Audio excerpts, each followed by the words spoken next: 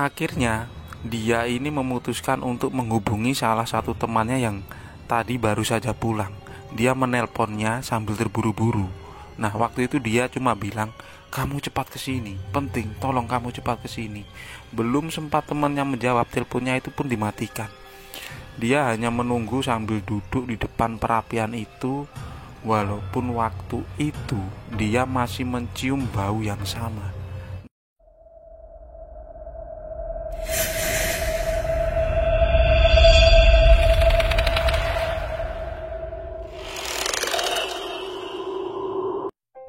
Assalamualaikum warahmatullahi wabarakatuh.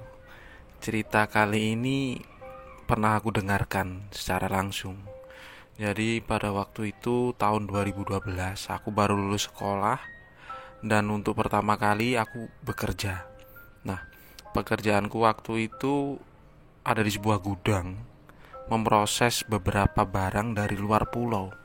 Nah, bahan baku ini berbentuk daun-daunan yang akan diproses lagi untuk dijadikan minyak. Nah, pemrosesannya itu ada di sebuah seperti bangunan. Nah, di sana itu ada kayak tangki besar. Tangki itu digunakan untuk memasak daun-daunan itu yang nanti pada akhirnya menghasilkan minyak. Itu disebut minyak atsiri. Beberapa daun seperti daun cengkeh, daun nilam, atau mungkin beberapa daun yang lain. Nah, yang berjaga atau mengerjakan di pemrosesan minyak ini ada 4 orang. Mereka semuanya umurnya di atasku. Nah, mereka ini sistem kerjanya itu di rolling. Jadi satu tangki besar itu dijaga oleh 2 orang. Nah, satu hari satu malam ini bisa 3 kali masak. Aku yang bekerja di pagi sampai sore hari. Kadang setelah selesai bekerja aku lebih memilih menuju ke tempat pemrosesan minyak itu. Tempatnya tak jauh dari gudang utama yang aku jaga. Biasanya aku ngobrol dengan teman-teman. Di sana kalau malam hanya ada 2 orang, karena yang 2 ini beristirahat di rumah. Nanti di rolling di pagi hari lagi. Begitu seterusnya. Pada suatu malam hanya ada satu tangki besar ini yang sedang memasak karena satunya sedang off karena kekurangan bahan. Waktu itu ada 2 orang. Kita ngobrol di sana karena mereka ini sudah seperti saudara sendiri. Hari-hari kita bekerja bareng, kita ngobrol bareng. Nah, bosnya ini orangnya sangat baik sekali. Kadang memberi gaji ini lebih asal dapatnya ini bagus atau yang dikerjakan mereka ini berjalan dengan lancar. Karena tempat pemrosesannya ini menggunakan tungku, jadi di bawahnya ada seperti dapur untuk memasukkan bahannya, kayu atau sisa-sisa daun-daun yang habis dimasak ini dimasukkan ke tungku itu. Nah, di atasnya nanti ada daun yang masih basah yang nanti akan menghasilkan minyak. Di belakangnya ada sebuah bak besar dari semen untuk menampung air. Di situ pekerjaannya sebenarnya tak terlalu berat, hanya ketika mengisi dan bongkar saja. Kalau setelah itu mereka hanya menjaga perapian ini supaya tetap menyala dengan stabil. Jadi minyaknya nanti akan keluar bersama air melalui pipa. Nah, nanti di drum-drum kecil itu akan terpisahkan antara minyak dan air. Bagi teman-temanku yang bekerja di tempat itu, pekerjaan yang menurut mereka paling berat adalah ketika malam hari. Di saat cuaca dingin, mereka harus menahan kantuk. Apalagi kalau siangnya ini sudah terlalu kecapean. Walaupun gajinya lumayan, tapi capeknya ini double. Karena jam tidurnya ini tidak menentu. Apalagi tempatnya ini memang jauh dari perkampungan. Karena asapnya ini besar. Sengaja dibangun supaya tidak dekat dengan perumahan warga. Karena asapnya ini akan otomatis mengganggu kalau tempatnya berada di tengah perkampungan. Pada waktu itu aku bersama 2 orang temanku. Jadi kita ini ngobrol santai. Semakin malam hawanya cukup dingin. Nah, pada waktu itu mereka menceritakan tentang beberapa pengalaman yang dialami di tempat itu. Nah, tempatnya ini memang cukup menurut mereka atau menurut warga di sekitar cukup angker. Tak jauh dari tempat itu ada sebuah batu. Batu ini besar, pernah digunakan acara sebuah televisi swasta untuk uji nyali. Memang pada waktu itu pelaku uji nyalinya ini sampai kesurupan. Mereka takut ketika harus melewati tempat itu sendirian. Begitu juga dengan aku. Tapi karena sudah terbiasa dengan tanggung jawab pekerjaan, mau tidak mau dijalani. Pada suatu hari, kisah ini pernah dialami oleh salah satu dari temanku ini. Mereka hanya bekerja berdua, jadi terpaksa di rolling antara pagi dan malam. Nah, mau tidak mau yang malam ini harus berjaga di tempat itu sendirian. Nah, karena dia ini anaknya cukup pemberani, dia memilih kerja di malam hari saja, asal salah satu temannya ini pulang di atas jam 10. Selebihnya dia akan tinggal di tempat itu sendirian. Ada sebuah mitos tentang tungku atau dapur atau sesuatu yang berhubungan dengan api. Bagi beberapa mungkin suku Jawa mengenal istilah nama Nyi Towo atau Nini Towo, sosok yang menunggu perapian atau tungku api. Cerita ini berkembang. Aku pun pernah mendengarkan dari leluhurku atau kakek nenekku dulu tentang sosok ini. Beliau yang selalu menceritakan kalau di dapur itu hati-hati, nggak usah ngomong yang jelek-jelek, apalagi kalau masak. Seumpamanya ketika kamu masak dapurnya rusak, nanti kamu perbaiki, dan itu ada ritualnya. Itu menurut almarhum nenekku dulu. Bagi beberapa orang sekarang mungkin tidak mempercayai dengan hal-hal mitos atau seperti urban legend itu. Tapi berbeda dengan teman-temanku ini, karena mereka ini bekerja selalu berhubungan dengan perapian. Pada suatu hari, biasanya sebelum memasak untuk pertama kalinya, karena itu tidak digunakan secara terus-menerus. Ketika bahan baku habis, mereka berhenti sekitar 1-2 bulan mengumpulkan bahan, baru mereka bekerja lagi. Nah, biasanya di awal bekerja untuk menyalakan api pertama ini, setelah dibersihkan tempatnya, sebelum memasukkan kayu menyalakan api, ada satu orang yang biasanya melakukan ritual. Di situ ada sesajen kecil dan ada doa yang entah itu doa apa. Tujuannya untuk menghormati yang berjaga di tempat itu dan supaya pekerjaannya ini dilancarkan. Nah, ini cerita berawal ketika mereka ini baru akan memulai memasak setelah mengumpulkan bahan selama beberapa bulan. Dua orang ini memulainya ini sudah sore hari, karena pada siangnya mereka juga harus mengumpulkan kayu bakar. Pada waktu itu mereka berdua ini langsung mengisi bahan baku, kemudian mereka ini menyalakan api menggunakan kayu. Sekitar jam 9 malam, salah satu dari dua orang ini izin pulang dulu untuk mengambil beberapa pakaian. Nah, di situ hanya ada satu orang yang sedang berjaga, dan dia ini sendirian. Ketika menunggu api ini menyala, kemudian dia perlahan memasukkan kayu sampai api ini membesar. Tapi selama 1 jam dia ini menunggu. Ketika dia melihat ke saluran pipa yang menuju ke drum bawah penampungan, ini tidak mengalir air, pertanda bahwa air yang berada di tangki masaknya ini belum panas atau belum menguap. Padahal dia mengira seharusnya setengah jam saja sudah menguap karena perapiannya ini cukup besar menggunakan bahan bakar kayu. Dia pun sebenarnya merasakan ada hal yang aneh karena pengalamannya bekerja di tempat itu sudah cukup lama.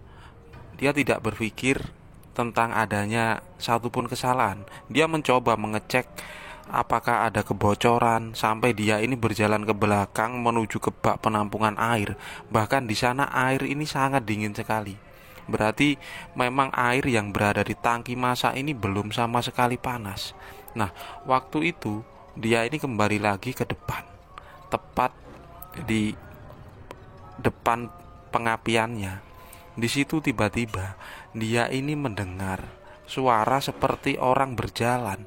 Nah, dia ini mendengar ada langkah kaki yang menginjak dedaunan sebagai bahan baku untuk diproses menjadi minyak. Suaranya sangat jelas sekali. Tapi pada waktu itu dia ini tidak berani untuk mengecek karena dia tahu dia ini sendirian. Kalaupun ada orang di situ, dia pasti melihatnya. Tak ada siapapun yang datang. Kemudian dia berusaha untuk tidak takut pada waktu itu. Tapi tak beberapa lama kemudian tiba-tiba dari atasnya ini turun sebuah kain seperti kain batik yang sangat lusuh sekali, seperti ada yang melempar dari atas. Nah, waktu itu dia tidak berani menengok ke atas. Dia hanya menggunakan kayu untuk menyisihkan kain itu supaya tidak ikut terbakar. Tapi tak beberapa lama kemudian dia ini mencium bau seperti pinang sirih dicampur tembakau, atau biasanya digunakan orang-orang tua zaman dahulu atau nenek-nenek untuk menyusur. Dalam arti biasanya digunakan untuk membersihkan giginya antara campuran pinang, sirih, kapur, dan tembakau. Dan baunya itu sangat menyengat sekali. Nah, pada waktu itu dia mulai ketakutan. Kemudian dia sebenarnya pengen lari pergi, tapi takut kalau tempat itu ditinggal, nanti apinya keluar menyebar dan bisa membakar bahan baku utama. Akhirnya dia ini memutuskan untuk menghubungi salah satu temannya yang tadi baru saja pulang. Dia menelponnya sambil terburu-buru. Nah, waktu itu dia cuma bilang, "Kamu cepat kesini, penting, tolong kamu cepat kesini." Belum sempat temannya menjawab, teleponnya itu pun dimatikan. Dia hanya menunggu sambil duduk di depan perapian itu. Walaupun waktu itu dia masih mencium bau yang sama. Nah, sekitar 10 menit karena rumah temannya ini cukup jauh. Akhirnya dia datang. Menurut cerita dari temanku ini, 10 menit selama dia menunggu temannya ini merupakan waktu yang paling lama selama hidupnya dia menunggu seseorang. Nah, ketika temannya ini baru datang, dia ini bertanya, "Kenapa? Emang ada apa?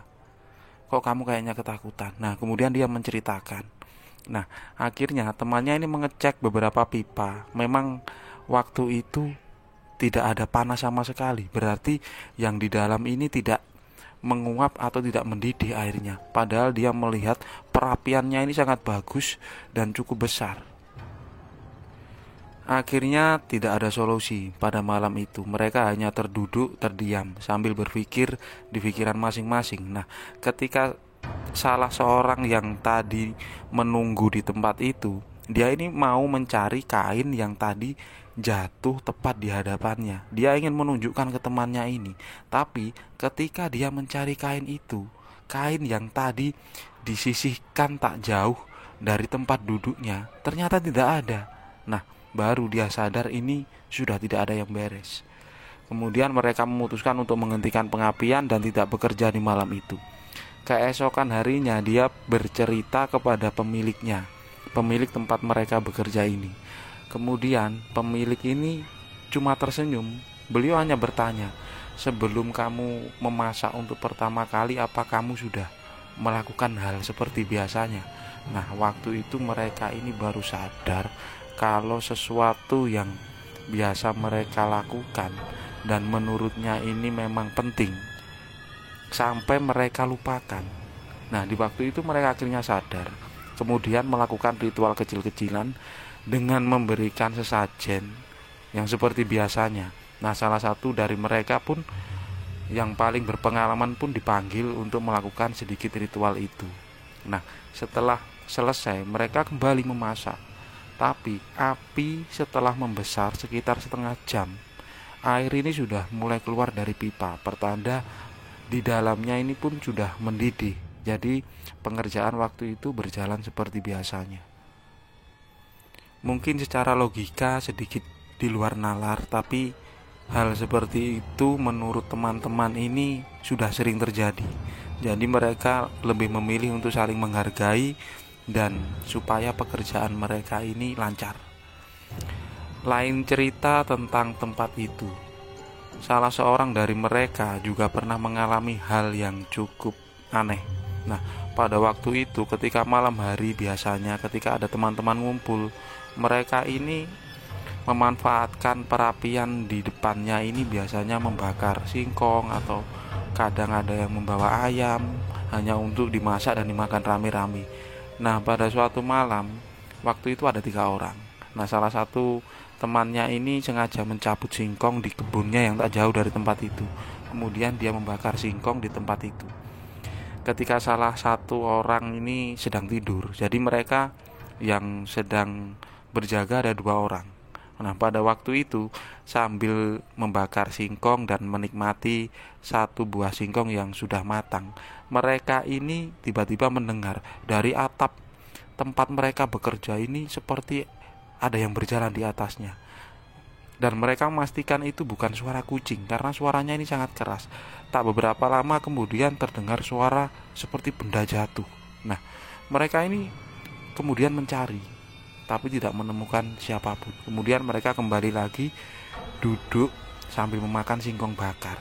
Ketika salah satu dari mereka ini mendongak ke atas, tepatnya di atas tungku yang ada tangki besarnya itu, dia ini melihat ada sosok berwarna hitam sedang menghadap ke arah selatan, jadi membelakangi mereka.